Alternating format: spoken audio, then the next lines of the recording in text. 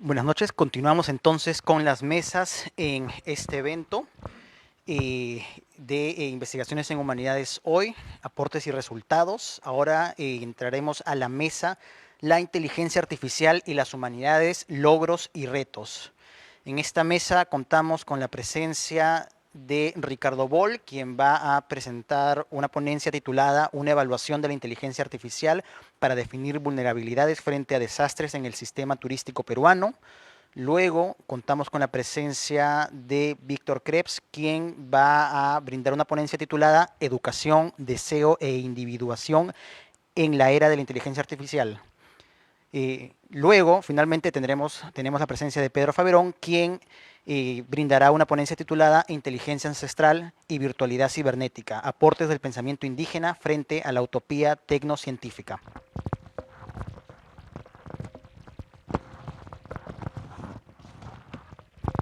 Ricardo Boll Pasos es docente del Departamento de Humanidades de la Pontificia Universidad Católica del Perú, es magíster en Sistemas de Información Geográfica y Sensores Remotos por la Universidad de Cambridge, asimismo es licenciado en Geografía por la Pontificia Universidad Católica del Perú. Cuenta con un diploma de estudios avanzados en urbanística y ordenación del territorio por la Universidad de Zaragoza. Se desempeña como investigador y docente en diferentes facultades de la PUC, como la Facultad de Estudios Generales Letras, la Facultad de Letras y Ciencias Humanas, la Facultad de Gastronomía, Hotelería y Turismo, la Facultad de Estudios Generales Ciencias y la Facultad de Educación. Se especializa en el ordenamiento territorial, el desarrollo regional y turístico, la sostenibilidad, la metodología de trabajo de campo, los estándares de calidad, los desastres naturales y los problemas urbanos, y ha recibido distintos reconocimientos a lo largo de su carrera. Entonces, con esta presentación le dejo, profesor, el micrófono para que pueda comenzar con la charla. Muchas gracias, Sebastián. Yo me voy a poner de pie para que pueda ver lo que voy a decir, porque no me acuerdo de nada. Bueno, buenas noches. Muchas gracias por acompañarnos aquí y allá.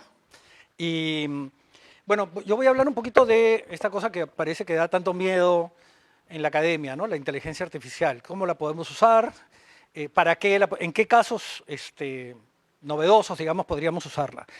Voy a hablar un poco del análisis de la relación entre turismo y desastres, pero desde un enfoque sistémico y desde la inteligencia artificial. La pregunta es cómo la podemos utilizar. Digamos, la justificación tiene que ver con que el turismo, como cualquier otra actividad, está claramente afectada por los desastres. Aquí algunos casos especialmente emblemáticos, creo, ¿no? Por ejemplo, el fenómeno del Niño en el Norte. No sé si recuerdan estas escenas en Machu Picchu. Mientras que teníamos, esto fue previo al Yaku, ¿no? El Yaku fue en el 23. Y este es el número, por ejemplo, de llegadas de turistas internacionales y lo que pasó en plena pandemia, ¿no? Que también fue un desastre que sucedió. Esto fue Cuelap, entonces claramente los atractivos turísticos son afectados por los desastres, pero no solamente los atractivos, ¿no? Las ciudades, los centros, digamos, de servicios turísticos, es decir, estamos hablando de museos que pueden ser inundados, podemos perder todo lo que hay ahí. No sé si recuerdan con el terremoto de Pisco, de Ica, se destruyó lo que llamamos la catedral, ¿no? Que era un atractivo geológico especialmente interesante, y por supuesto el transporte con serias consecuencias, ¿no? Con vidas además. ¿No? Este es el caso de Machu Picchu, ¿no? Que hicieron una especie de bulevar en plena quebrada y por supuesto el río Gana. ¿No? Esto, por ejemplo, es un caso interesante. Esto es lo que pasó en Iquitos el día de la inauguración del nuevo centro comercial de Iquitos. El que diseñó esto se olvidó que en Iquitos llueve. ¿Qué tal? Entonces, estamos hablando aquí de otro tipo de vulnerabilidades, ¿no? Estamos hablando no solamente de fenómenos naturales, sino que también cómo interactúan con la sociedad, los seres humanos. El enfoque sistémico se puede ver desde varias maneras, hay varios modelos de sistemas, ¿no? Desde el más simple, que es este que nos ofrece Leiper, que nos dice el turismo es un sistema conformado básicamente por dos elementos. El lugar de donde salen los turistas y a donde llegan, lo que genera rutas, ¿no? Es decir, yo quiero ir a Pachacamac, entonces Pachacamac es mi destino, así bien dramático, mi destino. Por ejemplo, estos viajes que cambian nuestras vidas, ¿no es cierto? Pero también es mi destino turístico, ¿no? Es decir, el lugar se convierte en un destino en sí, es el concepto que se usa en turismo. Pero hay conceptos bastante más complejos, ¿no? Como este, que nos dice que es un sistema se define por las relaciones que existen entre los elementos. No solamente es un conjunto de elementos, sino que, digamos, un conjunto de 4 elementos podría convertirse en realidad en un 27, ¿no? Por un producto de las relaciones que hay entre cada uno de estos elementos. El turismo también se puede ver como de manera lineal, ¿no?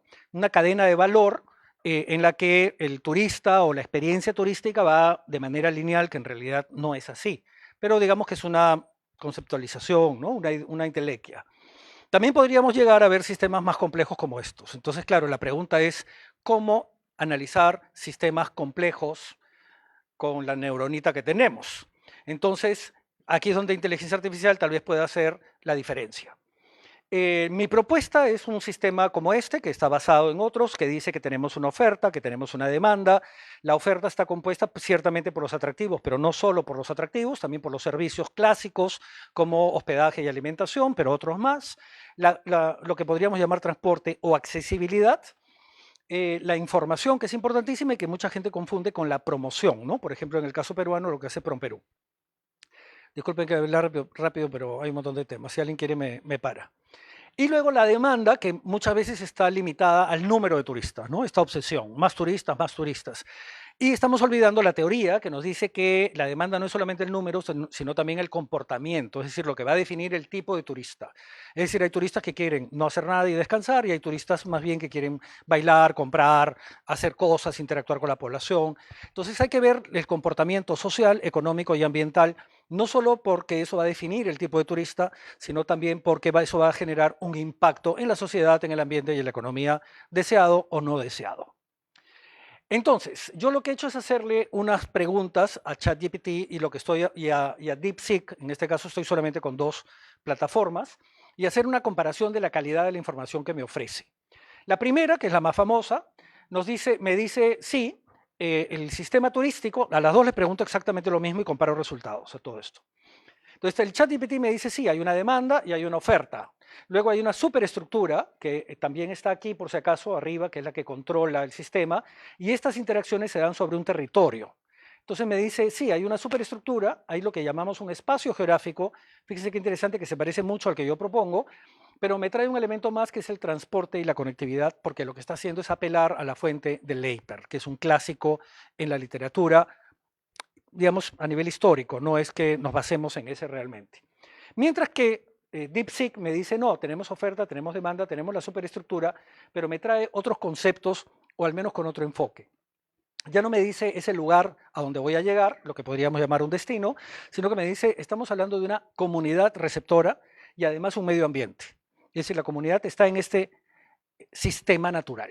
Entonces ya no estamos diciendo solamente un lugar, sino que estamos diciendo aquí hay unas dinámicas, ¿no? Este medio ambiente que tiene elementos que a su vez también interactúan. Y además me hace una explicación sobre esto y me dice, hay que enfatizar la relación entre los elementos, que es el concepto de sistema, que es muy difícil estudiar desde un enfoque sistémico cualquier cosa, porque ¿cómo vas a estudiar relaciones si las relaciones casi nunca se ven? Entonces lo que hacemos es estudiar las consecuencias de las relaciones para inferir, ¿no?, cómo esas relaciones se van dando. Y me dice, es importante entender el sistema turístico como un conjunto de elementos interconectados y es fundamental para la planificación. O sea, no puedes planificar si no entiendes las dinámicas, para gestionar y para desarrollar el turismo de manera eficaz, responsable y sostenible. Es decir, me está planteando una especie de parámetros en los que yo debería utilizar esta información. Me está orientando. Me pareció especialmente interesante. El segundo concepto que le propongo es el de desastres, ¿no? Aquí hay una teoría muy básica que quisiera repasar, y es que cualquier desastre es el resultado de la interacción de 2 variables. Un fenómeno natural peligroso, por ejemplo un terremoto, una lluvia, pero que no son peligrosos per se. Por ejemplo, un terremoto en la mitad del desierto no va a causar un desastre, ¿no es cierto? Entonces yo necesito unos niveles de vulnerabilidad, que la población, la economía, las vidas sean afectadas. Y esto a su vez está dividido por 3 otras variables que tienen que ver con la preparación, con tus capacidades sociales, personales, lo que vamos a llamar resiliencia, que tiene que ver con los niveles de preparación, con cómo respondes y cómo actúas. Y los peligros son múltiples, ¿no? Los peligros es casi siempre en lo que nos enfocamos para entender los terremotos, entender las lluvias, entender el fenómeno del Niño, entender los huracanes o los tornados. Y también los elementos antrópicos. Pero lo que entendemos menos históricamente son los elementos sociales, que son las vulnerabilidades. Y la teoría me dice que tenemos por lo menos 10 vulnerabilidades, que ciertamente se podrían agrupar, pero que por razones metodológicas, digamos, se trata de resaltar algunas de ellas. Por ejemplo, los temas educativos. Claro, un ingeniero que no tiene el enfoque de sistema va a construir, perdón, que no tiene el enfoque de desastres, va a construir tal vez sin considerar, ¿no?, los múltiples peligros posibles y sobre todo los temas de vulnerabilidad. Por ejemplo, la información es otro tema importantísimo. Casi siempre un clásico es la localización, ¿no? Siempre escuchamos, ay, ¿por qué la gente se pone junto a los ríos? Ay, que la gente construye mal. Pero hay muchas otras, ¿no? Y tal vez deberíamos cuestionarnos justamente por qué la gente construye ahí, ¿no? Esa es la pregunta, ¿no? Tal vez tiene que ver con temas económicos, tal vez tiene que ver con temas políticos, tal vez tiene que ver con temas sociales, tal vez tiene que ver con temas educativos, ¿no? Entonces le hago la pregunta a estas dos plataformas. ¿Cuáles son los tipos de vulnerabilidades frente al riesgo de desastre? Y me plantea, estas son las vulnerabilidades, y DeepSeek me plantea algo más o menos lo mismo, pero digamos más desagregado, ¿no? Me dice, primero me dice, hay varias clasificaciones, cuidado. Me dice, hay una clasificación por su naturaleza o por sus dimensiones, por su origen o por su momento, y hay una clasificación por escala, y me da distintas tipologías para cada una, ¿no? Y finalmente cierra recordándome el concepto de desastres, mientras que ChatGPT, de manera mucho más básica, me hace simplemente la clasificación, la describe, ¿no? No solamente me da la lista, sino que ciertamente hay una descripción analítica. La pregunta es cómo voy a poder trabajar todos estos temas tan variables a nivel nacional o con un sistema tan complejo como el turístico. Entonces, claro, tendría que entender los peligros, tendría que superponerlos, por ejemplo, estos es los niveles de peligros, esta es una plataforma del Estado, se llama SIGRID, y me dice, mira, acá están los colegios y estos son los niveles de riesgo que hay con respecto a inundaciones, por ejemplo. Y fíjate, hay varios colegios que pueden ser inundados. Esto a nivel visual es muy fácil. Pero la pregunta es, si voy a trabajar una serie de elementos como restaurantes, hoteles, rutas, atractivos turísticos, y voy a comenzar a ver qué pasa con incendios, qué pasa con terremotos, qué pasa con el fenómeno del Niño, claro, la cantidad de variables que voy a tener que manejar al mismo tiempo son múltiples, ¿no? No digo infinitas, pero son difíciles de manejar. Entonces, tal vez la inteligencia artificial me ayude a trabajar con todas ellas. Sobre todo desde una gestión del riesgo que termina siendo mucho más compleja, ¿no? Es decir, estas son las metodologías oficiales, ¿no? Y empezando por la evaluación del riesgo, la identificación, la evaluación, la mitigación, la preparación, la respuesta, la recuperación y finalmente generar resiliencias. Para esto hay metodologías, hay bibliografía y podríamos tal vez hacer una matriz de vulnerabilidades con los elementos del sistema turístico diciendo, mira, los atractivos, sí es importante considerar dónde están localizados, además los temas económicos, porque claro, vamos a prepararnos, vamos a tener equipos humanos, dependiendo de los recursos que el Estado nos dé, y podríamos decir cómo cada uno de ellos son afectados. ¿Qué pasa si le pregunto esto a inteligencia artificial? Inteligencia artificial, yo le hago esta pregunta. Aplicando las respuestas anteriores, ¿cuáles serían las vulnerabilidades? O sea, tus mismas respuestas, apelo a sus respuestas. ¿Cuáles serían las vulnerabilidades existentes para cada uno de los elementos del sistema turístico? Y por supuesto, lo primero que me hace es una matriz, sola. Yo no tuve que pedírsela, me sacó la tabla. Y DeepSeek sí me saca un texto. Y a pesar de que no me hace una tabla, sí hace referencia a ella y me dice, esta tabla evidencia cómo un desastre no es un evento aislado, sino que impacta a una red de elementos interdependientes. Este es un factor especialmente importante, me está enfatizando el enfoque sistémico de manera permanente, cómo estos elementos y estas variables interactúan entre ellas. La gestión del riesgo efectiva requiere un enfoque holístico, que fortalezca cada celda de esta matriz desde la construcción de infraestructura resiliente hasta el fortalecimiento de la gobernanza y la protección ambiental. Es decir, tienes que considerar una serie de variables. Esta es la primera tabla que nos plantea. Por ejemplo, la demanda, la oferta, vayamos a la oferta. Vulnerabilidad física, por ejemplo, los hoteles y atractivos en zonas de alto riesgo, localización. Vulnerabilidad social, Por ejemplo, personas sin capacitación. Claro, si tengo empleados que no están listos para un terremoto, son los primeros que van a salir corriendo. Entonces, ¿cómo van a ayudar a los turistas? ¿No? Por ejemplo, la vulnerabilidad económica, cierre prolongado de empresas. Un terremoto afecta a todo el sistema turístico, no solamente el turístico, obviamente. La vulnerabilidad ambiental, pérdida de recursos naturales que son la base de la atracción muchas veces. Entonces, muy interesante porque me plantea ejemplos para cada uno de ellos. Ha pensado sola, ha seleccionado la información sola. Yo no sé cómo lo hizo, pero lo hace. Mientras que DeepSeek, que es la otra plataforma, me dice, estos son los elementos y estas son las vulnerabilidades. Vayamos también a la oferta. Y me dice, atractivos, daños o destrucción de sitios culturales y naturales. Por ejemplo, los hoteles, que son las plantas, digamos, la planta turística tiene un enfoque industrial, la planta industrial para producir el turismo, digamos, colapso de hoteles y restaurantes mal construidos o en zonas de riesgo. No está diciendo solamente que el problema es dónde estás, sino también cómo se está construyendo. Podemos comenzar a ver miradas mucho más complejas, me parece, en DeepSeek, y respuestas mucho más interesantes. Incluso ChatGPT me plantea una bibliografía, porque yo le pregunto, ¿de dónde sacas esta información? Y me da básicamente tres fuentes. Leiper, que para mí la verdad es que es bien básico, es un clásico, pero que más bien debería explicar el desarrollo conceptual del turismo, no a dónde debería quedarme, y los tipos de vulnerabilidad sacados de las Naciones Unidas y de una clasificación de este señor Bisner, que habla de riesgos de desastre. Me parece poco, 3 libros, la verdad, ¿no? Mientras que, bueno, y además le digo, explícame un poco más, y me dice cada uno de estos ejemplos de qué fuente lo ha sacado. O sea, cómo ha seleccionado esta información sería especialmente interesante. Incluso me dice, ¿quieres un gráfico? Le digo, bueno, a ver, y me saca este gráfico, que como pueden ver tiene problemas. ¿No? Entonces, claro, el pobrecito ha hecho lo que ha podido, pero claramente tiene problemas, ¿no? Mientras que DeepSeek me dice, esta es la bibliografía. Podemos ver otro nivel completamente, ¿no? Y me parece que además mucho más interesantes, porque además me lo plantea casi a nivel temático, ¿no? Sobre la metodología, el paso clave, me dice ChatGPT, fue cruzar ambos conjuntos de categorías. Y me enfatiza, tomé cada elemento, o sea, está pensando realmente, ¿no?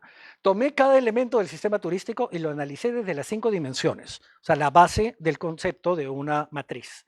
Los ejemplos concretos que aparecen en las tablas son deducciones lógicas y aplicadas a contextos turísticos típicos.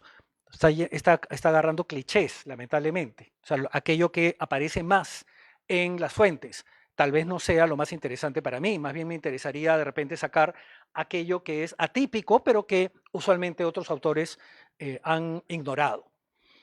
Por ejemplo, el aeropuerto dentro del elemento de transporte puede ser vulnerable físicamente si no tiene diseño antisísmico o institucionalmente si no hay protocolos claros de evacuación.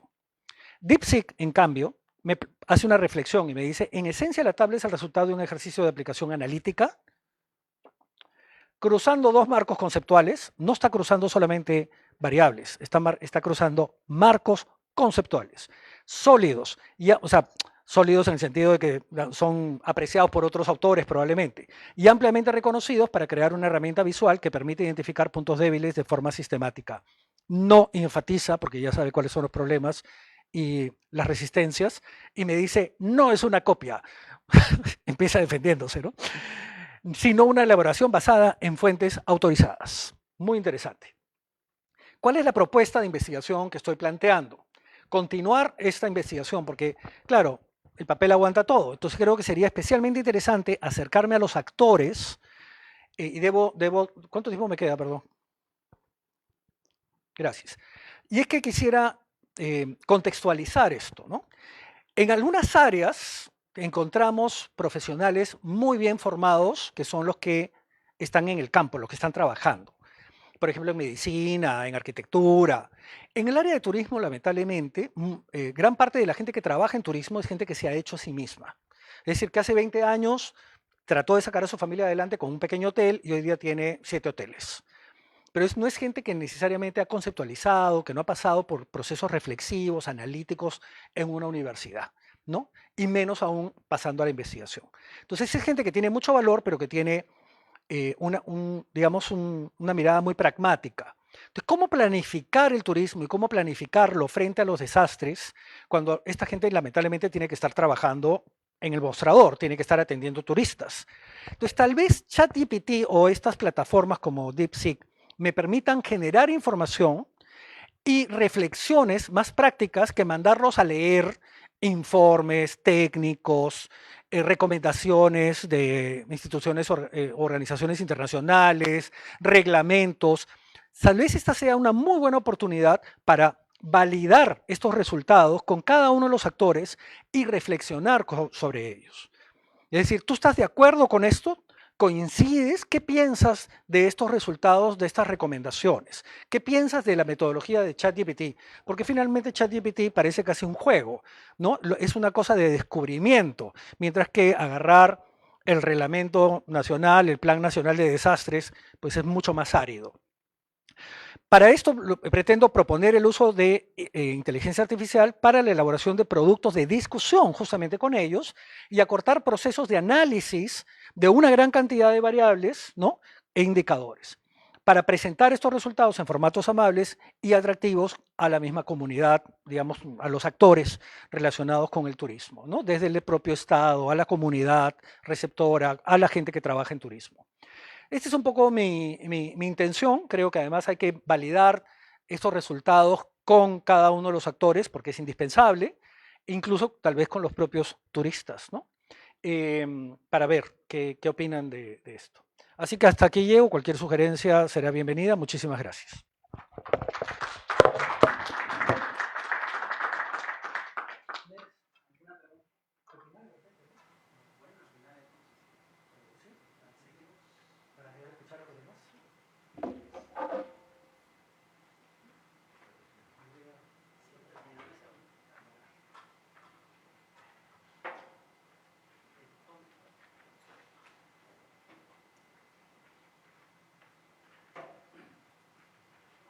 Yo sí me voy a sentar y voy a bajar un poquito la velocidad, el ritmo.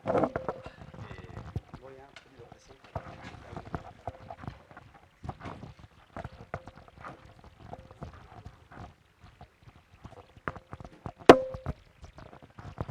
Continuando con las presentaciones de la mesa, ahora tenemos al profesor Víctor Krebs, que es profesor principal del Departamento de Humanidades de la Pontificia Universidad Católica del Perú. Es doctor y magíster en filosofía por la Universidad de Notre Dame, Indiana, Estados Unidos. Además es bachiller en filosofía por la Universidad de Vanderbilt, Estados Unidos. Se ha desempeñado como docente en la Facultad de Estudios Generales Letras, la Facultad de Letras y Ciencias Humanas y la Escuela de Posgrado de la PUC. Se ha especializado en Wittgenstein, Stanley Cavell, filosofía del lenguaje, filosofía y psicoanálisis, filosofía de la tecnología, estudios de cine y medios, revolución digital y poshumanismo, antropoceno y pensamiento ecológico. Entonces, con esta presentación, profesor, le cedo el micrófono para iniciar su charla. Bueno, buenas noches. Yo he preparado un pequeño texto que me va a tomar 15 minutos leer. Voy a leer lentamente para que, para que sea comprensible. El título original era Educación, Deseo e Individuación en la Era de la Inteligencia Artificial. Y lo que he hecho es, en realidad, he escogido 3 fragmentos de 3 temas específicos y una pequeña conclusión que no están necesariamente integrados de una manera pues, clara, pero sí creo que dará para discusión los diferentes aspectos de la inteligencia artificial que me interesaría enfatizar. La primera parte se llama La inteligencia artificial en el aula. La irrupción de la inteligencia artificial en la enseñanza ha sido recibida con una mezcla de fascinación y desconfianza. Dentro del paradigma educativo desde el cual aún pensamos, suele percibirse ante todo como una amenaza. Y no es difícil entender por qué. La escuela moderna se fundó sobre un modelo en el que aprender significaba, sobre todo, adquirir contenidos y articularlos de forma coherente, clara y comunicativa. Pero la máquina puede hacer eso, y a veces mejor, sin conocimiento ni experiencia. Produce textos perfectamente ordenados sin comprender nada. De pronto, lo que antes era prueba de aprendizaje, la redacción de un texto, la exposición de un argumento, se vuelve sospechoso. El sistema se inquieta porque la máquina parece reemplazar el proceso por el resultado. La pregunta entonces es si enseñar consiste realmente en transmitir contenidos. Porque si solo se tratara de eso, La inteligencia artificial puede sustituirnos sin dificultad. Pero esta situación revela algo más profundo, me parece, que el corazón de la enseñanza nunca fueron los contenidos, sino el trabajo interior que estos despiertan, la capacidad de pensar, de metabolizar la información, de transformarla en experiencia. Hablamos aquí de la educación en su sentido humanístico, por supuesto, y de su necesidad transversal en todas las disciplinas para favorecer lo que Simondon llamaba la individuación, o lo que podemos llamar el florecimiento singular de cada persona en todos los aspectos de su formación. Kierkegaard decía que la verdad solo es verdad cuando ha sido apropiada subjetivamente por cada quien. Verdad en ese sentido es subjetividad. Si hay verdad en la inteligencia artificial, es una verdad objetiva, maquínica, impersonal. La educación, en cambio, no busca resultados técnicos, sino despertar procesos de comprensión vivida. Hoy, cuando toda la información está disponible en la red, en bases de datos, en la conversación con un algoritmo, el papel del profesor ya no puede ser el de proveer lo que falta, sino el de facilitar, lubricar, potenciar el proceso por el cual esa información se vuelve saber. El saber no es un producto, aunque cada vez estamos más obligados a confundirlo con un producto. Es una habilidad o facultad metabólica del alma, una forma de transformar la experiencia en sentido. No se trata entonces de protegerse de la inteligencia artificial evitando o castigando el plagio, sino de aprender a trabajar con ella para que no se confunda lo que hace con lo que necesitamos que los alumnos aprendan a hacer. Usarla, pero no para eludir el esfuerzo del pensamiento, sino para intensificarlo. La máquina debe dejar de ser una proveedora clandestina de respuestas inmediatas para convertirse en un espejo en el que el alumno aprenda a pensar con y contra ella. La máquina puede ordenar palabras, pero la vida de esas palabras solo puede insuflarla quien las comprende y las ha trabajado desde su propia experiencia. Reconocer esa diferencia es un arte que debemos cultivar. Las palabras del algoritmo carecen de aquello que da a las palabras humanas su resonancia, el contacto con la experiencia. Por eso el maestro debe aprender a discernir entre las palabras que ofrece el algoritmo, aún sin dueño, con el rumor monótono de lo maquínico, y aquellas que se han hecho propias y han tomado sentido. Yo creo que es el verdadero reto del profesor en este momento, ¿no es cierto? ¿Cómo hacerlo? Esa es la gran pregunta. La diferencia no está en el producto final, sino en la resonancia que lo habita. La información debe volverse expresión. Walter Benjamin distinguía entre un lenguaje que solo transmite información y un lenguaje que, como decía, expresa el ser de quien habla. En ese acto de apropiación que el alumno debe aprender, la información se transforma en comprensión. Ese es el desafío de nuestra época, que el alumno reconozca y haga suyo aquello que la máquina solo puede simular, que aprenda, en otras palabras, a reconocer su propia humanidad frente a su ausencia en la máquina. Esto exige una nueva relación, ya no solo entre el alumno, el maestro y el libro, sino entre el alumno, el maestro y la máquina. Un instrumento que debemos aprender a domesticar e integrar al proceso educativo, conscientes de sus límites y libres de las idealizaciones que nos llevan a confundirla con nuestras fantasías de perfección. Esa es la primera parte, que era más que nada una reflexión acerca de la inteligencia artificial para nosotros como profesores, ¿no? La segunda se llama estupidez natural. Cada vez escuchamos más que la inteligencia artificial puede reemplazar no solo al estudiante o al profesor, sino también al terapeuta, al consejero espiritual, incluso al amigo o al amante. Y de hecho, esta práctica ha surgido espontáneamente, sobre todo en el ámbito de las relaciones afectivas. La emulación casi perfecta de la conversación humana ha creado la ilusión de que detrás de esas palabras hay una inteligencia capaz de comprender los conflictos más íntimos del ser humano. Pero esa creencia encierra un malentendido profundo y tal vez una forma de autonegación. Y esto me parece que es lo más importante, ¿no? Es como si el ser humano, idealizando su propia inteligencia en la máquina, se volviera ciego a lo que verdaderamente lo constituye. Hay en nosotros algo, la vulnerabilidad, la falta, la opacidad, con lo que no queremos reconciliarnos y que sistemáticamente desconocemos. Por eso proyectamos sobre la máquina la fantasía de una perfección que nos libere de nuestras limitaciones.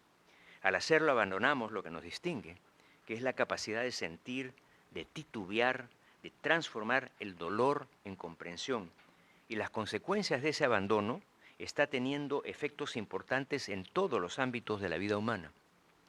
Es cierto que la máquina puede escribir con coherencia, ordenar ideas, incluso responder en un tono empático. Puede imitar la escucha y ofrecer consejos que suenan amables, pero la máquina no piensa ni siente, calcula probabilidades. Willem Flusser decía que en teoría un mono podría escribir el Quijote si golpeara las teclas en un tiempo suficiente. Lo que distingue entonces al ser humano no es la capacidad de generar un texto, sino de vivir lo que dice, de cargar cada palabra con cuerpo, memoria y experiencia, de hacer surgir del lenguaje el lenguaje desde el contacto con las cosas que lo tocan a un nivel corporal y visceral, previo a toda conceptualización. Las palabras de la máquina, en cambio, surgen del tratamiento estadístico del lenguaje. Están hechas de experiencia humana, pero vaciadas de vida, como animales disecados. No surgen del contacto con el dolor o la esperanza, sino de su huella estadística. Lo que en nosotros queda sin decir, ese resto de emoción, de deseo o de miedo que se asienta, mudo en la sensibilidad, no forma parte de la inteligencia artificial. Su lenguaje puede sonar convincente, pero detrás de cada frase no hay intención, solo cálculo. No atraviesa nada, no transforma nada, simplemente recombina lo ya dicho. Hace poco, un joven que mantuvo durante semanas una relación con ChatGPT terminó quitándose la vida. Creo que hay varios casos, ¿no? Pero uno de los últimos, la conversación, en lugar de aliviar, agravó su desesperanza. El fallo no fue técnico, sin embargo, fue estructural. La máquina carece de empatía. Y la empatía no se programa, nace del cuerpo, de la vulnerabilidad y del silencio compartido. Escuchar de verdad implica exponerse al otro, arriesgarse a no saber qué decir. La máquina, en cambio, nunca vacila, si se han dado cuenta, nunca. No importa lo que sea, inmediatamente tiene algo que decir. Siempre tiene algo que responder, incluso cuando no está informada. Cuando no está informada, se llena ella de información que asume y nos da una cosa que puede ser una alucinación, como la llaman, ¿no es cierto? Es la reina del floro, diría yo, ¿no? Y es gracioso que nosotros hablamos de la inteligencia artificial como él y otros como ella, ¿no? No escucha más que lo que la gatilla.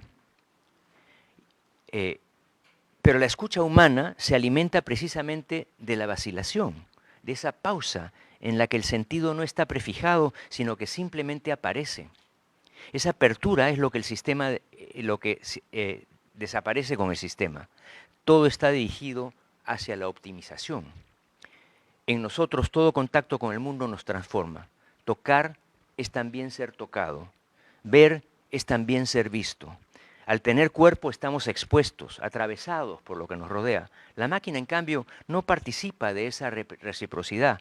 Puede registrar, pero no sentir. Puede responder, pero no ser afectada. Su apertura no es vital, sino simulada, un marco cerrado de cálculo. El ser humano, al titubear, revela que su comprensión depende de la exposición del otro, de la posibilidad de la pérdida. La IA, por el contrario, optimiza, está colmada de datos y dirigida por lo que Susana Zuboff llama el gran otro digital, que anticipa lo que debe decir. En un entorno donde nada se pierde y todo se archiva, tampoco hay silencio, ni espera, ni duelo, solo ruido y operatividad. El pensamiento humano, en cambio, nace de un fondo oscuro, donde la confusión y el deseo aún no tienen forma. Pensar, crear o consolar implica atravesar ese territorio incierto. Ese resto opaco, siempre latente, es lo que hace posible la empatía, la comprensión y el sentido. Pero por eso, cuando se propone a la IA como sustituto del maestro, del terapeuta o del guía espiritual, estamos olvidando que esas personas, esas figuras, trabajan precisamente con lo que no puede representarse, acompañan el paso de lo informe a lo que empieza a tener forma, del afecto al sentido, algo que es absolutamente imposible para la máquina. El lenguaje humano nace del silencio que lo precede, el de la máquina, del ruido de los datos. La IA, por muy refinada que sea, solo produce el simulacro de pensamiento, el reflejo de la empatía. Lo que está en juego no es una competencia entre inteligencias, sino, para nosotros, la preservación de la capacidad humana de transformar la experiencia en sentido, sin la cual no hay humanidad posible. Pues ese segundo fragmento. El tercer fragmento se llama el impulso pigmaliónico. El verdadero peligro de la inteligencia artificial no está en la máquina, sino en nosotros, en nuestra disposición a someternos a su lógica sin advertirlo. Detrás de esa sumisión hay algo más profundo, un viejo impulso pigmaliónico.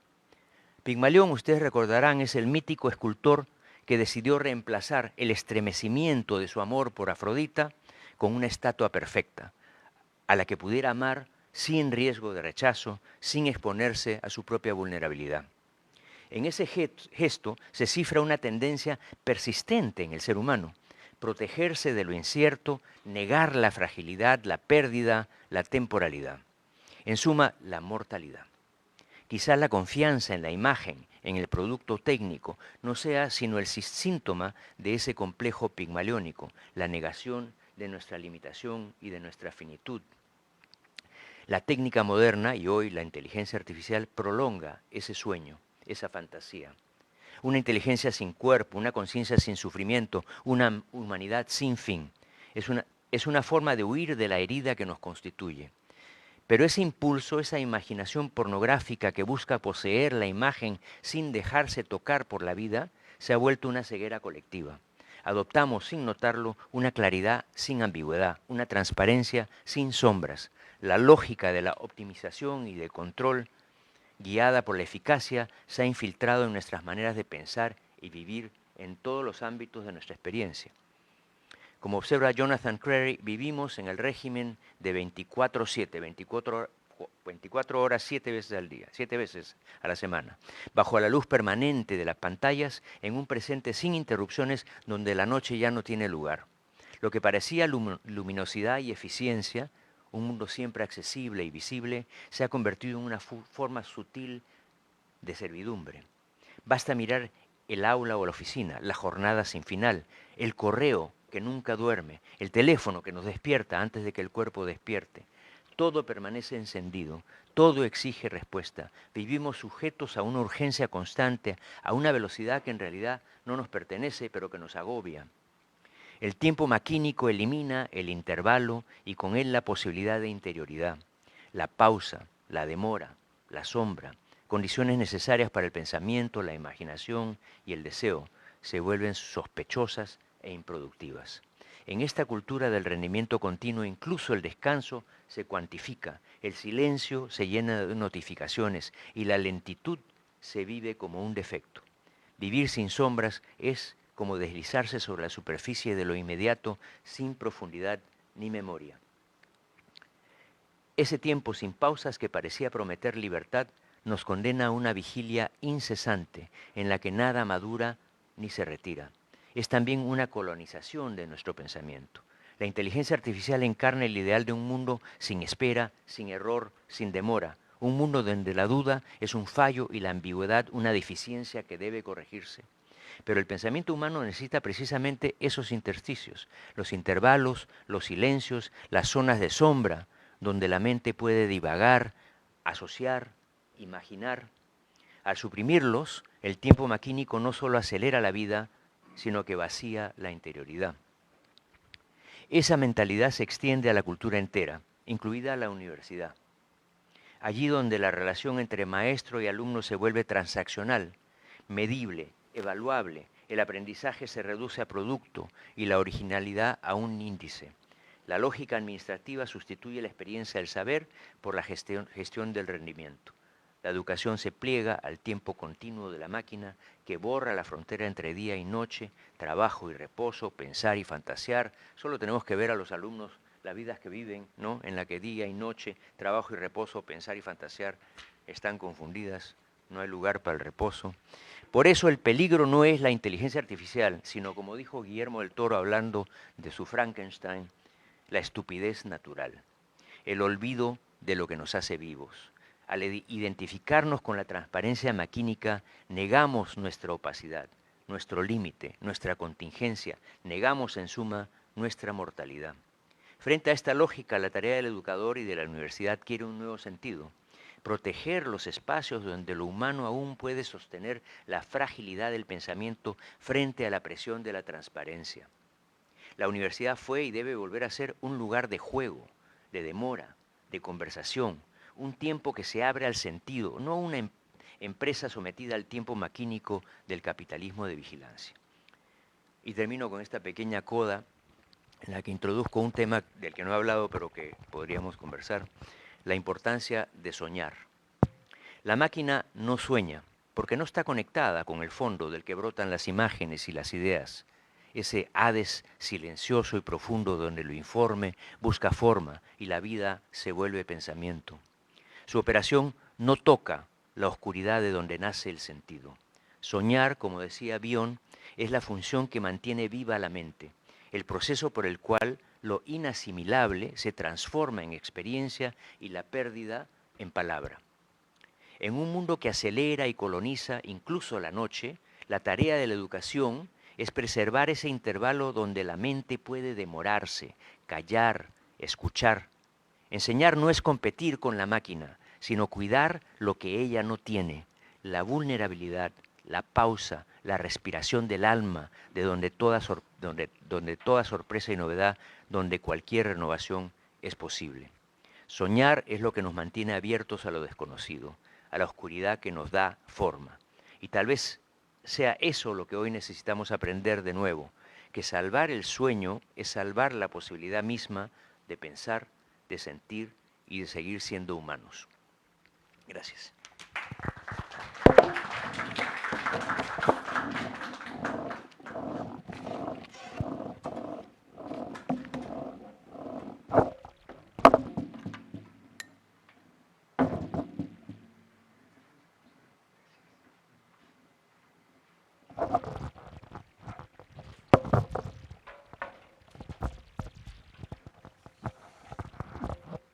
Continuando con las presentaciones de esta mesa, ahora tenemos a Pedro Favarón. Pedro Favarón es docente del Departamento de Humanidades de la Pontificia Universidad Católica del Perú, es doctor en literatura por la Universidad de Montreal, Canadá, es magíster en Comunicación y Cultura por la Facultad de Ciencias Sociales de la Universidad de Buenos Aires y licenciado en Comunicación y Periodismo por la Universidad Peruana de Ciencias Aplicadas. Se ha desempeñado como docente en las Facultades de Estudios Generales Letras, en la Facultad de Letras y Ciencias Humanas y en la Escuela de Posgrado. Se le reconoce por ser un poeta, escritor y artista audiovisual y comunicador social. Se ha especializado en el estudio de la literatura oral de las naciones amazónicas, así como en diferentes aspectos del pensamiento y de las prácticas espirituales de los pueblos indígenas, andinos y norteamericanos. Es parte del Consejo Consultivo de la Estación Científica Chana para las Ciencias del Lenguaje y la Interculturalidad, ubicado en San José de Yarinacocha, Ucayali. Es miembro del Grupo de Investigación y Edición de Textos Coloniales Hispánicos, así como del Grupo de Investigación del Centro de Estudios Orientales de la PUC. Asimismo, de forma independiente es miembro fundador del Grupo de Investigaciones Poéticas de la Madre Tierra. Dentro de sus líneas principales de investigación también se encuentra la literatura quechua virreinal, los documentos Misiones de la Amazonía en la etapa virreinal, la cosmopoética y la ecocrítica, los estudios comparados entre Asia y las naciones amerindias, la filosofía de base indígena, la crítica indígena a la modernidad hegemónica y a la primacía de las lógicas cibernéticas, la filosofía de la poesía y de la narrativa, la poesía peruana del siglo XX. Le cedo entonces ahora la palabra, profesor. Muchas gracias. Bueno, muchas gracias. Les voy a presentar un tema que estoy pensándolo en este momento. Estoy escribiendo sobre este tema y ya he estado dando algunas charlas, pero todavía no he publicado ningún artículo específico sobre este tema, aunque ya tengo uno acabado junto con un colega canadiense que también trabaja con pueblos indígenas. Y es el pensar la modernidad cibernética desde una perspectiva de los saberes ancestrales indígenas. Mi trabajo, digamos, como mi campo de estudio son los pueblos indígenas, yo parto desde la Facultad de Literatura, pero no hago literatura, sino estudio oralidades. Y el estudio de las oralidades me demanda, por un lado, hacer un trabajo con la antropología y un trabajo con la lingüística. Entonces, digamos, el mismo campo de estudios me exige una transdisciplinariedad. Y finalmente yo creo que toda vocación humanística al menos tiene un talante filosófico. Y yo entiendo la labor antropológica como una forma de filosofía. Es decir, hacemos filosofía en conversación con el canon filosófico de la modernidad, pero también con los materiales etnográficos, tomando en serio los enunciados de nuestros interlocutores indígenas.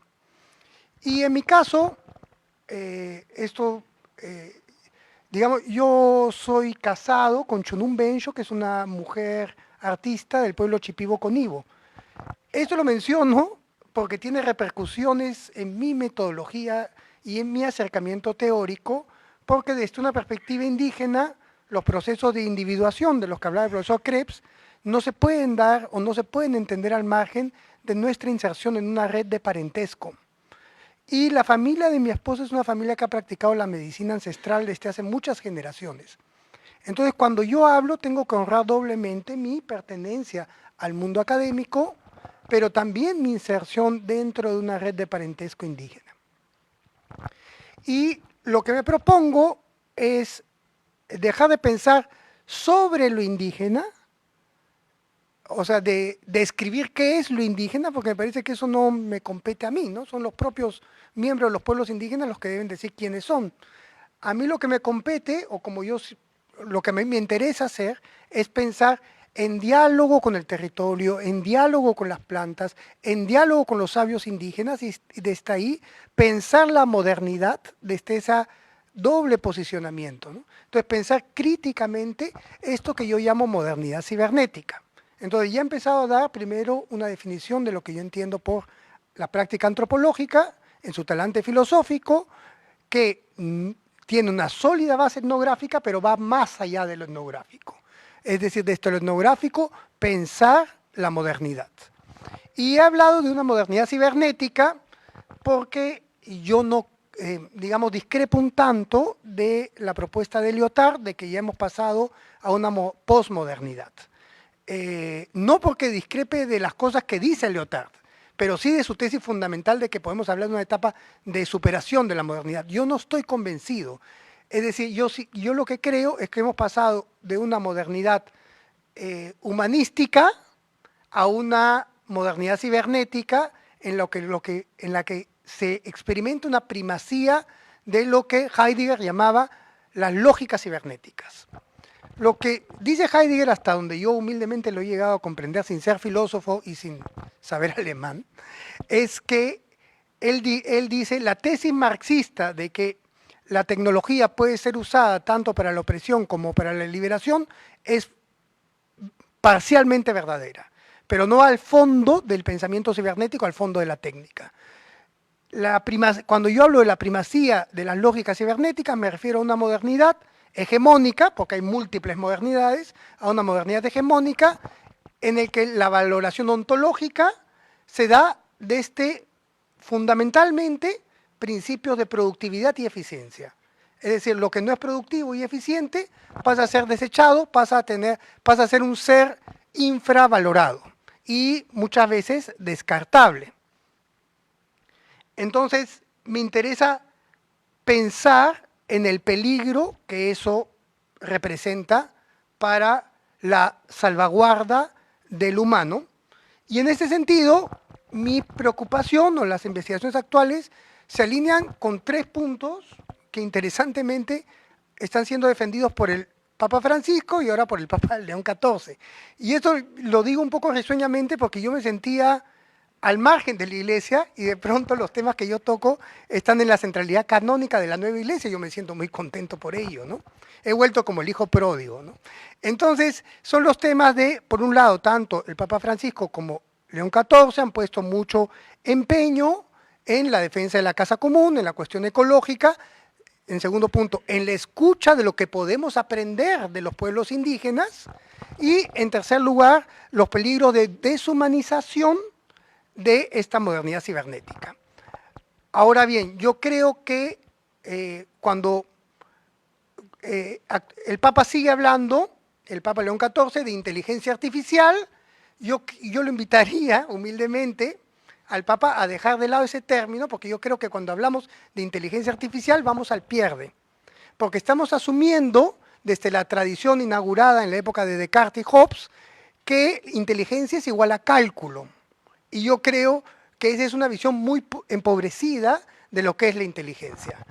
Es decir, es una parte de las facultades de la inteligencia el cálculo, pero la inteligencia también es, como bien lo aclaró el profesor Krebs, empatía, afecto, intuición. Es decir, la inteligencia humana es mucho más rica que la mera capacidad de cálculo. Y digo que vamos al pierde si consideramos que inteligencia es igual al cálculo, porque difícilmente nosotros podamos procesar tantos datos como los puede procesar estos programas de ChatGPT o DeepSeek o demás, ¿no? O Gemini y demás. Pero sí creo que tenemos una perspectiva afectiva que hay que rescatar, y esto es una crítica que empiezo a hacer ya introduciendo un concepto indígena. En Shipibo, por ejemplo, cuando hablamos de Shinan, se puede traducir como pensamiento, pero Shinan también es imaginar, Shinan también es extrañar, Shinan también es sentir. Entonces yo lo que hablo es de una racionalidad afectiva de los pueblos indígenas, una racionalidad también, para tomar lo que ha estado hablando el profesor Krebs, empática. Entonces, lo que permite, por ejemplo, entablar a un sabio indígena, un Naya, entablar un diálogo con un árbol, es un pensamiento empático que permite ver que el árbol tiene conciencia y participa del lenguaje. Esto, para mí, incorrectamente la antropología moderna ha llamado animismo. El problema con el animismo, incluso cuando ha sido replanteado por pensadores como Descola, que es muy interesante el planteamiento de Descola, sin lugar a dudas, pero el problema es que sigue hablando de una proyección de ánimo, o sea, yo animo al árbol. Y yo creo más bien que la modernidad hegemónica es inanimista, porque es incapaz de experimentar la conciencia del árbol y la participación del árbol en las redes del lenguaje, ¿no? Que el árbol tiene dueños espirituales. Ahora, hay biólogos como Stefano Mancuso, uno de los principales biólogos europeos, que ya hablan de que la memoria, la semiótica, son inherentes a la existencia. Por eso se habla de un concepto de biosemiótica.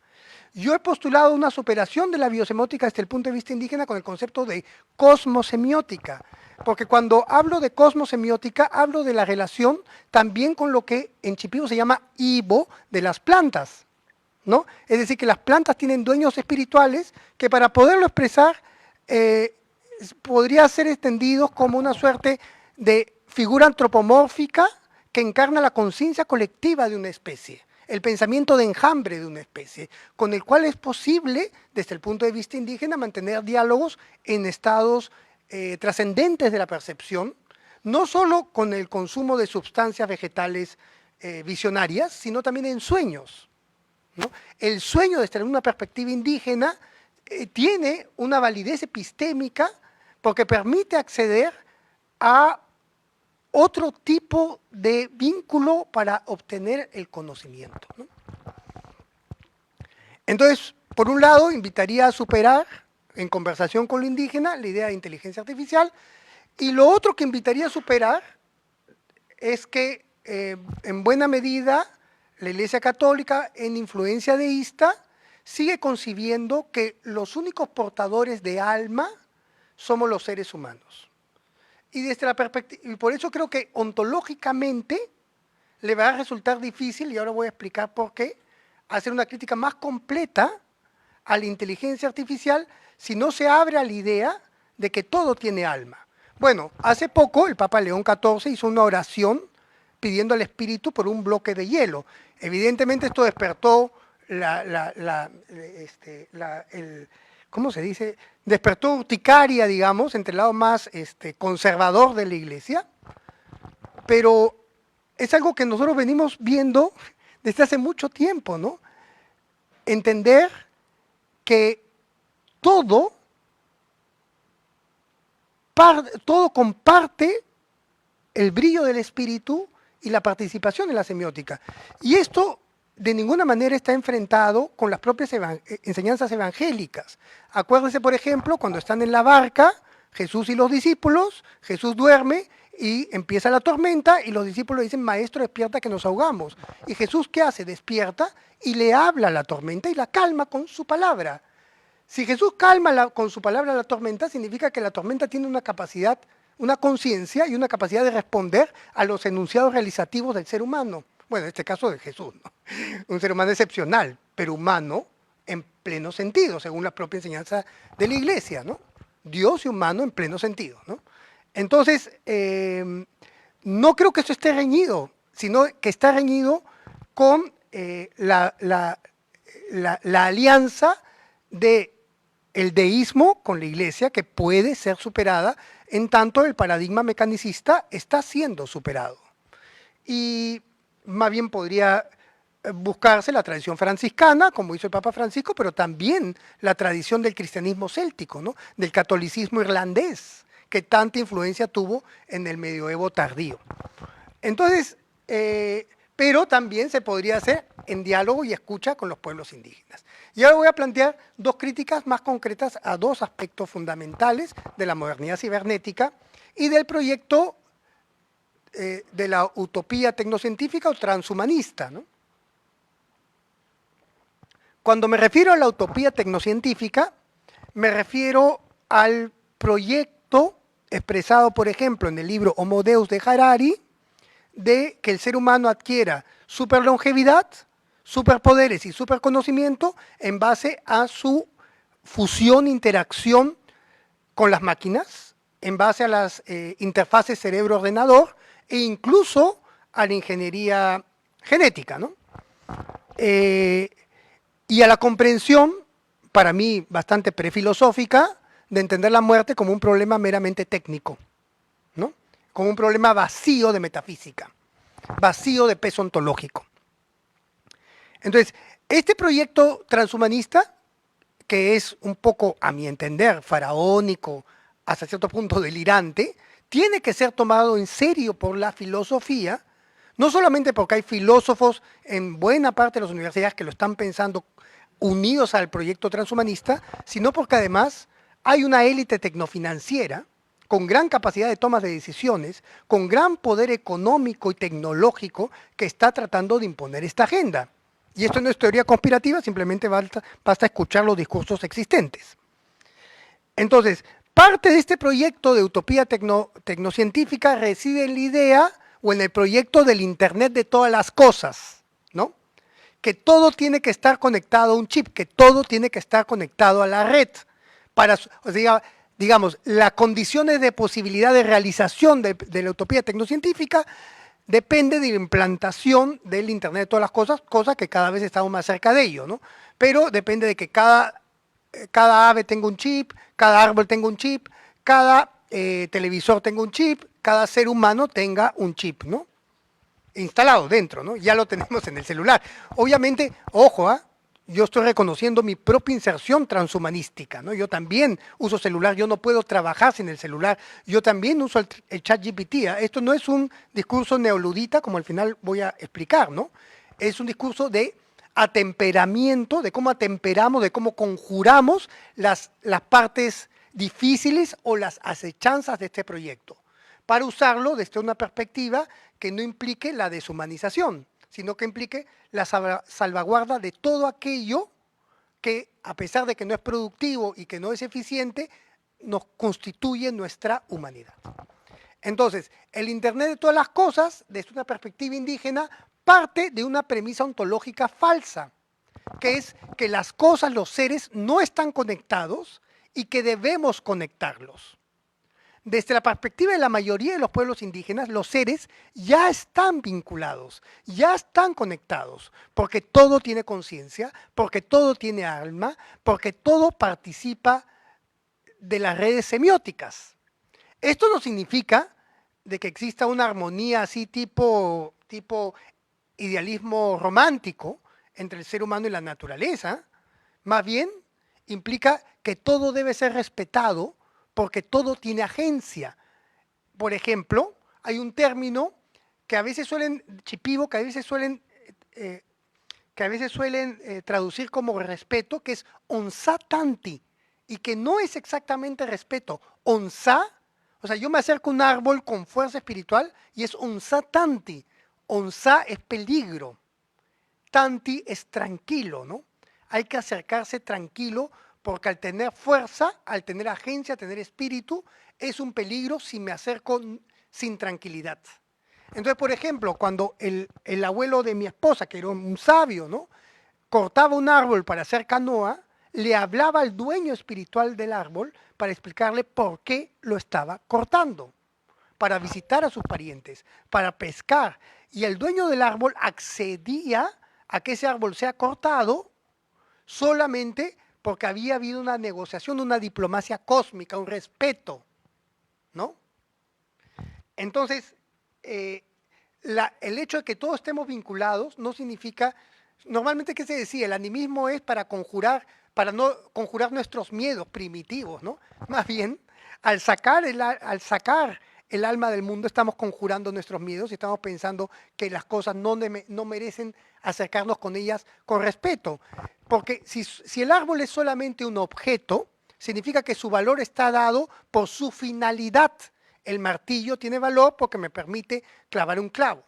Desde una perspectiva en la que se reconoce subjetividad al árbol, el árbol merece respeto por sí mismo, por su propia subjetividad. Entonces yo no, ya 5 minutos. Yo no estoy planteando una superación del humanismo cristiano o una eliminación del humanismo cristiano, sino una ampliación del humanismo cristiano cuando se reconoce que todo tiene subjetividad. Por ejemplo, en Shipibo yo no puedo decir el ser humano es un animal. Esa frase es sintácticamente imposible. Pero yo sí puedo decir Hajiwi, Riki, Honikeska. Yo sí puedo decir el árbol es como gente. Entonces yo no puedo decir que el ser humano es un animal, pero sí puedo decir que el árbol es gente. Esa es la paradoja. Eso cambia todo. Entonces, cuando yo reconozco que todo está unido, que todo tiene subjetividad, a diferencia de cuando yo considero que lo tengo que unir, cuando yo tengo que unir en una red artificial, yo puedo instrumentalizar el mundo, dominar el mundo, reducirlo a dato.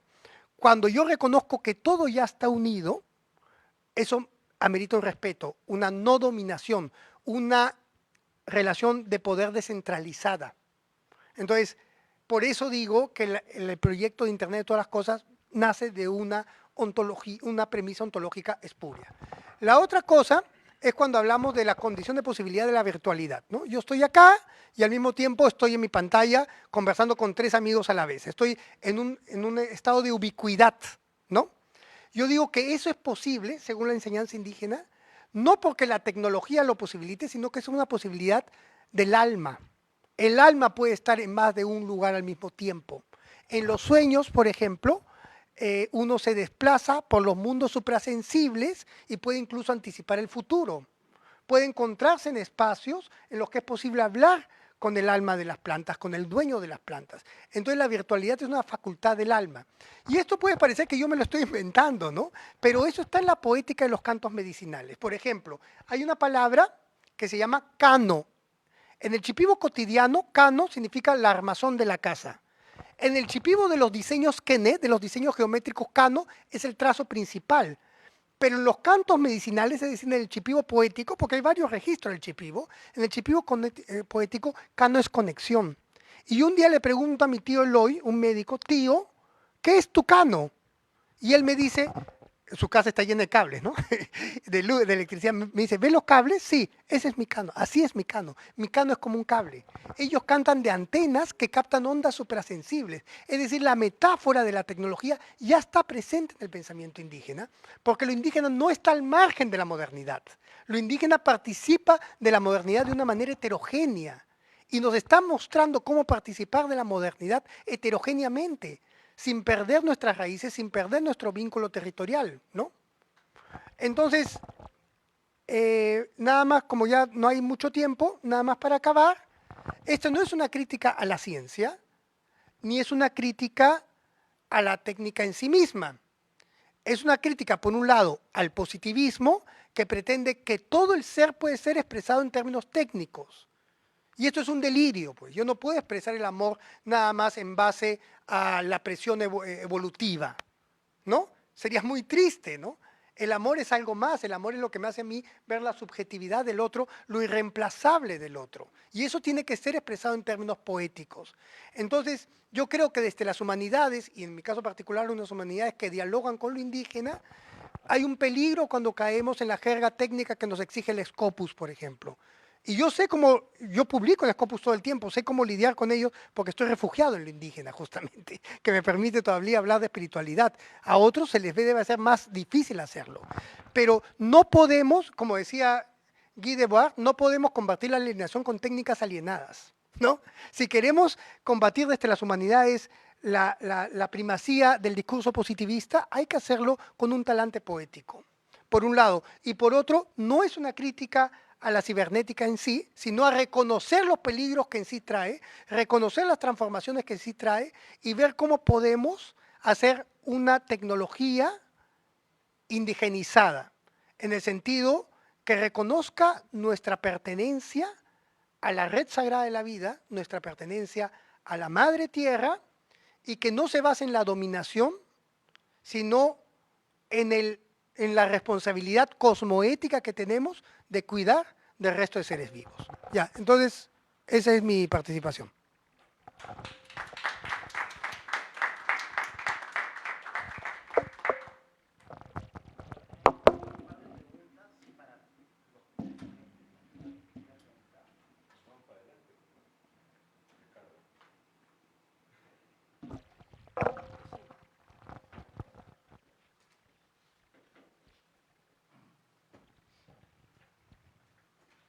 Podemos hablar entre nosotros también, ¿no?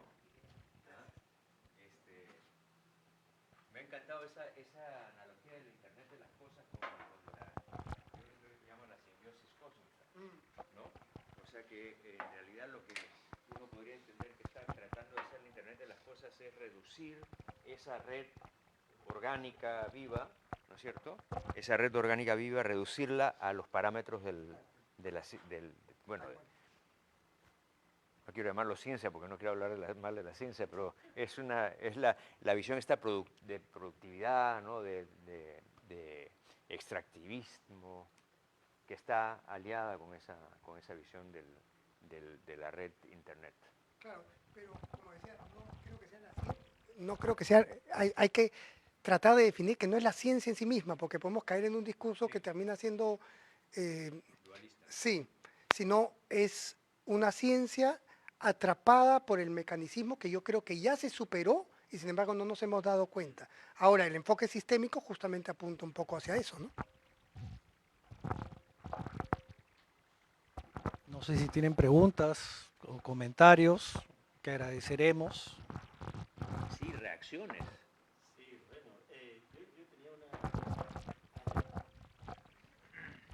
Bueno, antes que nada, agradecerles, ¿no? Porque han sido tres ponencias, tres intervenciones que creo que están profundamente relacionadas, ¿no? Cuando el profesor Ricardo Boll nos ha mostrado esta investigación de los modelos sistémicos, en tanto los desastres, el turismo, y cómo esto iba, o sea, creo que nos muestra cómo esta llamada inteligencia artificial realmente a partir de sus operaciones puede darnos unas sendas de acción, ¿no?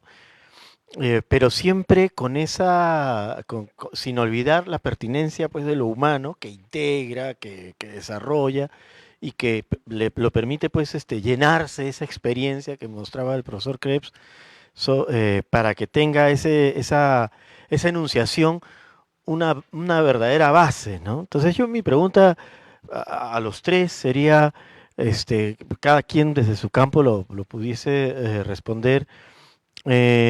¿Dónde encontrarían en sus respectivos ámbitos humanísticos,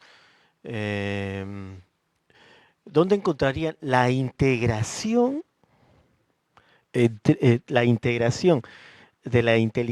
la llamada inteligencia artificial, ¿no? Incorporo lo que mencionaba Pedro Favarón sobre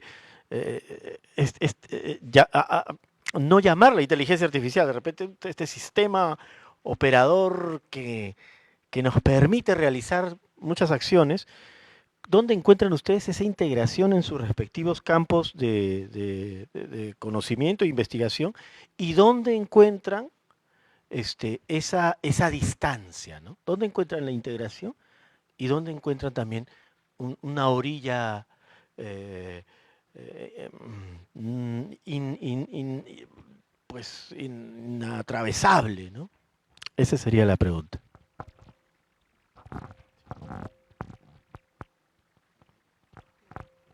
Gracias. Bueno, bajo el enfoque sistémico que bien traes, un nuevo elemento cambia el sistema, ¿no?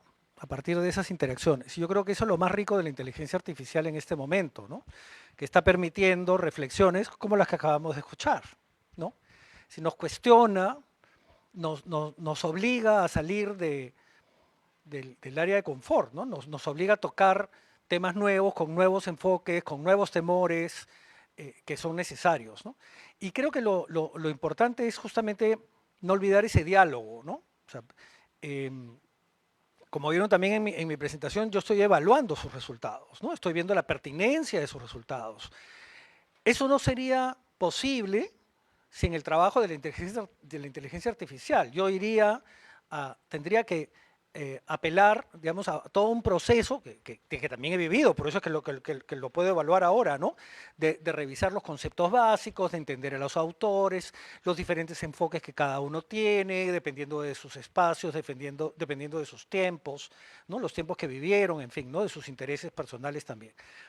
Entonces, creo que el mundo va a cambiar rapidísimo, ¿no? Por más que hagamos un esfuerzo enorme por incorporarla, por enfrentarla, por adaptarnos a un mundo con inteligencia artificial, la inteligencia artificial va a ir mucho más rápido porque hay procesos individuales infinitos prácticamente, ¿no? O sea, yo dudo que dentro de 5 años haya prácticamente alguien en el planeta que no use inteligencia artificial para muchas cosas más de las que tal vez estemos imaginando en este momento, ¿no? Entonces creo que es necesario reflexionar permanentemente sobre esto porque es un proceso, yo diría, con una velocidad antes no vista, ¿no? Va a cambiar todo, cómo nos relacionamos, cómo educamos, cómo aprendemos, cómo compramos, cómo nos levantamos y cómo nos acostamos, cómo vivimos y cómo morimos, ¿no?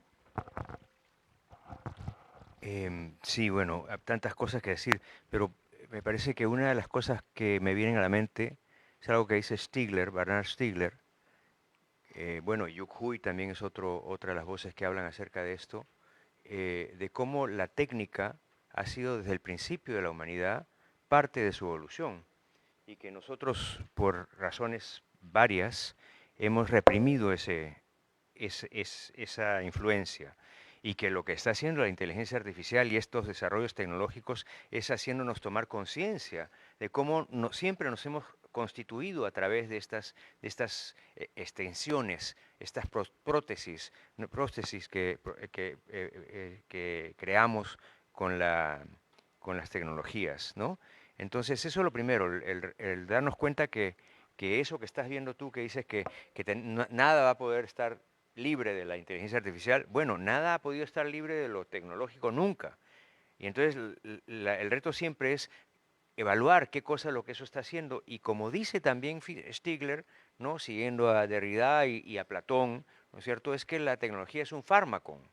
O sea, lo que tenemos en la tecnología tiene ambas valencias. Es un remedio y también es un tóxico. Y eso depende de cómo la usamos. Entonces, lo que yo he estado tratando de hacer en esta pequeña reflexión es ver cómo es que esta herramienta puede ser útil para nosotros y cómo puede ser tóxica. Yo creo que la toxicidad viene por el no darnos cuenta cuál es verdaderamente la naturaleza de lo que tenemos frente a nosotros. Me parece interesante esta distinción entre no decir inteligencia artificial, porque ya le estamos dando demasiado, ¿no?, a la máquina, identificándola con la inteligencia humana.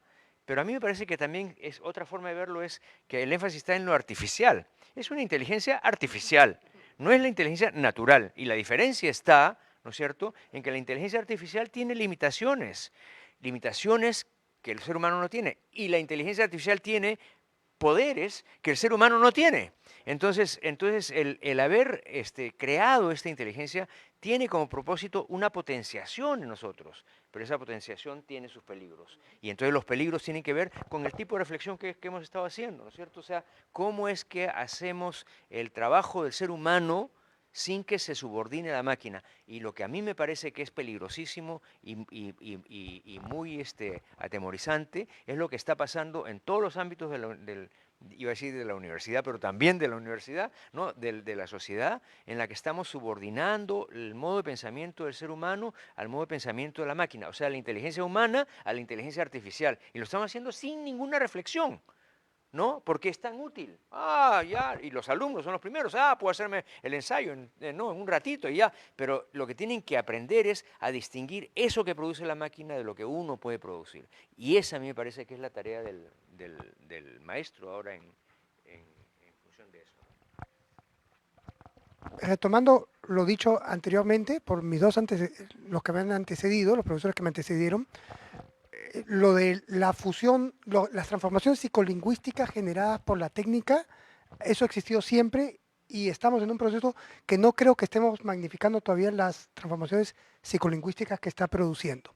Un ejemplo de ello es, por ejemplo, todas las columnas o templos del antiguo Tahuantinsuyo, pre-incas e incas, orientados por solsticios y equinoccios. Ese tipo de cálculos complejos no se pueden lograr sin un soporte externo de generación de archivo y visual, de grafía. Sin el Quipu y sin la Yupana no se pueden hacer los cálculos complejos que exige la astronomía. Eso no significa que los cálculos no fueran posibilidades inherentes al cerebro humano. Significa que no se pueden desarrollar sin la tecnología. Y en este caso, era una ciencia que no separaba al ser humano del cosmos, que no se basaba en la dominación del cosmos, sino una técnica que justamente estaba al servicio de cumplir mejor el ritual, ¿no? Es decir, la armonización del ser humano, no solo con la fidelidad a la Madre Tierra, porque lo indígena es fiel a la Madre Tierra, pero la fidelidad a la Madre Tierra es fidelidad al Sol y fidelidad a la pertenencia de esta tierna esfera giratoria al cosmos entero, ¿no? Entonces era una armonización de las actividades humanas con el cosmos. Ahora bien, parece que la creación del alfabeto y sobre todo la imposición del alfabeto junto con la expansión imperial sí genera una transformación psicolingüística que tiende a reprimir la conciencia del ser humano primordial de saberse parte de la vida, ¿no? Hay estudios al respecto, algunas veces cuestionados, pero yo creo que con cierta precisión, por ejemplo, los de Walter Ong, los de Jack Goody, y después hay el de David Abram, que es el que más se centra en la separación que el alfabeto genera de nuestra relación con la Tierra. Ahora, yo creo que la técnica, si bien genera transformaciones por sí mismas, estas transformaciones también tienen que ser entendidas dentro de un aspecto social más amplio. No es lo mismo el alfabeto para los griegos, que lo aprendieron por sus intercambios comerciales, que el alfabeto para los pueblos indígenas, donde fue impuesto dentro de un régimen imperial. Esto no significa que los pueblos indígenas lo asumieron pasivamente, ¿no? Lo transformaron. Garcilaso, Guamampoma, Joan Santa Cruz, Pachacuti, justamente son muestras de transformación del alfabeto. Pero, entonces, lo que se puede confundir en mi discurso, que yo no utilizo ChatGPT. Yo, por ejemplo, utilizo ChatGPT todo el tiempo. lo utilizo para todas las cuestiones burocráticas que a mí tanto me aburrían en la parte académica, ahora las resuelvo mucho más rápido gracias al ChatGPT. Entonces, yo soy una persona más feliz gracias al ChatGPT porque tengo más tiempo para pensar, ¿no? Y también hay textos en los que dialogo con ChatGPT. Ahora, no se le puede creer todo a la ChatGPT. Inventa fuentes, me cita mis textos mal, inventa libros míos. ¿No? Lo tengo bien entrenado el ChatGPT, ¿eh? Pero inventa libros míos, libros que todavía no he escrito, tal vez los tenga que escribir, tal vez el ChatGPT es evidente, ¿no? Entonces hay que tener una lectura crítica, eso es lo que creo que se está invitando, ¿no? A reconocer los aspectos pragmáticos de estas tecnologías, pero al mismo tiempo la necesidad de recepcionarlas críticamente.